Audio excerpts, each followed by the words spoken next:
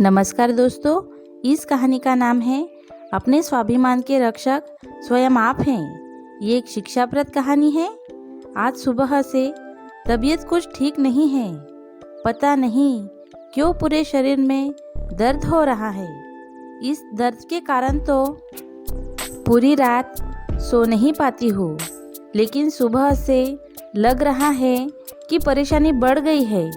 दर्द बर्दाश्त नहीं हो रहा है। निर्मला जी चाय का कप देते हुए अपने पति गोपाल जी से बोली। गोपाल जी चाय की चुस्की लेते हुए बोले, हाँ, मेरे भी पिछले कुछ दिनों से घुटनों में दर्द हो रहा है। चलो आज बेटे राघव से कहते हैं कि वह हम दोनों को अस्पताल ले चले। अरे नहीं नहीं, निर्मला जी बोली, हमारा बेटा राघव तो अपने काम में व्यस्त रहता है और बहू भी अपने कामों में व्यस्त रहती है। कई दिन से राघव को अपनी परेशानी बता चुकी हूँ, लेकिन वह सुनकर भी अनसुना कर देता है। बहू और बेटे के पास समय नहीं है। ऐसे कैसे वक्त नहीं है भला? ऐसा भी क्या काम है? आखिर राघव हमारा इकलौता बेटा है। हमने उसे पाल पोस कर बड़ा किया है, काबिल बनाया है। अपना सब कुछ उसी के नाम कर दिया, तो फिर वह हमारी बात क्यों नहीं मानेगा? गोपाल जी बोले, अरे सुनो राघव बेटा, जरा इधर आना। तुम नाश्ते के बाद मुझे और तुम्हारी माँ को अस्पताल ले चलो। कुछ चेकअप करवाने हैं और दवाइयाँ भी लेनी हैं। क्या पिताजी, छोटी मोटी बीमारियों के लिए कोई अस्पताल जाता है क्या? आप नहीं जानते, आजकल अस्पताल वालों ने कितनी लूट मचा रखी है। जरा सी बीमारियों की आड़ में वह हजारों रुपए लूट लेते हैं। कहते हुए राघव अपने काम पर निकल गया। दोनों एक दूसरे का मुंह ताकते रह गए। एक दिन अचानक रात में निर्मला जी की तबीयत खराब हो गई। जोरों का पेट दर्द और उल्टियां होने लगी। आधी रात को गोपाल जी ने राघव के कमरे का दरवाज़ा खटखटाया। राघव के दरवाज़ा खोलने पर गोपाल जी ने उसे माँ को अस्पताल ले चलने को कहा।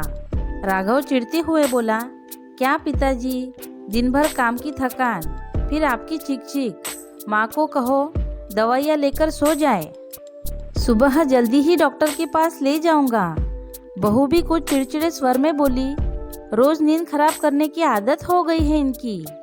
कुछ मिन्नतें करने के बाद राघव माँ को अस्पताल तो ले गया, लेकिन अपने माता पिता के सम्मान को ठेस पहुंचाकर। गोपाल जी और उनकी पत्नी निर्मला अपने बेटे के ऐसे व्यवहार पर यकीन नहीं कर पा रहे थे।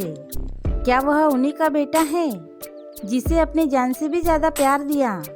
जिस बेटे की अच्छी पढ़ाई के लिए, सुनहरे भविष्य के लिए गोपाल जी ने अपनी तीनों बेटियों की पढ़ाई पर ज़्यादा खर्च नहीं किया। उनकी समय से पहले अपनी बेटियों की शादी करती। सोचा कि यदि बेटियों की पढ़ाई पर ज़्यादा खर्च किया जाएगा तो वे बेटे की पढ़ाई के समय पैसा कहाँ से लाएंगे? राघव ने पढ़ाई में कुछ विशेष रुचि नहीं ली। थोड़ा बहुत पढ़ लिख कर बिजनेस करने की सोचा। राघव के बिजनेस के लिए गोपाल जी ने अपनी ज़मीन का आधा हिस्सा बेच दिया। ज़मीन बेचकर मिला पैसा बिजनेस में लगा दिया गया, लेकिन बदकिस्मत से राघव को बिजनेस में घाटा उठाना पड़ा और सारा पैसा डूब गया।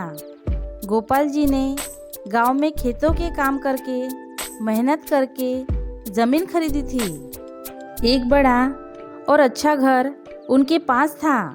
संपत्ति के नाम पर उनके पास सब कुछ था। गोपाल जी ने यह सोचकर कि राघव उनका इकलौता बेटा है, बची हुई ज़मीन और घर राघव के नाम कर दिया। सोचा कि हमारा जो भी कुछ है हमारे बेटे का ही है, तो समय रहते ही संपत्ति उसके नाम कर देते हैं। राघव को जब पैसों की ज़रूरत पड़ी तो उसने अपने माता पिता की आज्ञा के बिना, बल्कि उन्हें बताए बिना, बची हुई ज़मीन और मकान भी बेच दिया। गोपाल जी और उनकी पत्नी के पैरों तले की ज़मीन ही खिसक गई।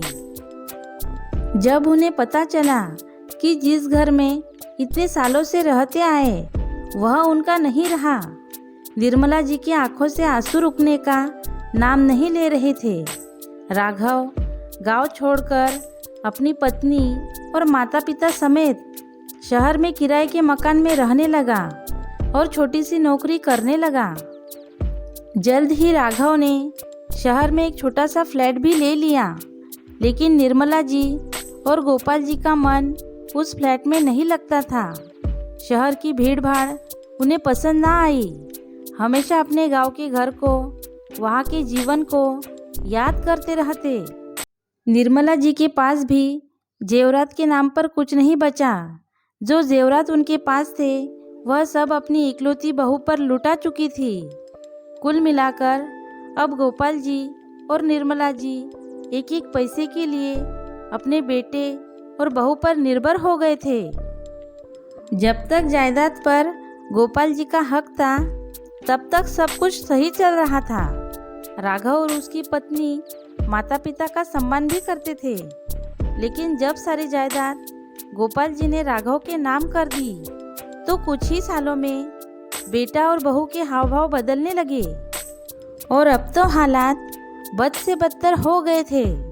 उन्हें अपनी छोटी छोटी ज़रूरतों के लिए राघव के आगे हाथ फैलाना पड़ता, जिससे कहीं ना कहीं गोपाल जी के आत्मसम्मान को ठेस पहुंचती थी।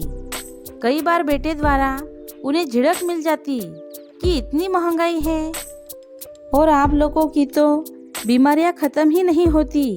गोपाल जी स्वयं को अपमानित महसूस करते और आज वह पछता रहे हैं कि उन्होंने अपने जीते जी अपनी संपत्ति बेटे के नाम नहीं करनी चाहिए थी। दोस्तों, माता पिता की संपत्ति पर संतान का ही हक होता है, लेकिन जीते जी अपने जीवन को नरक ना बनाएं। सारी संपत्ति जीते जी अपने बच्चों के नाम ना करें, बल्कि संपत्ति पर अपना अधिकार रहने दे।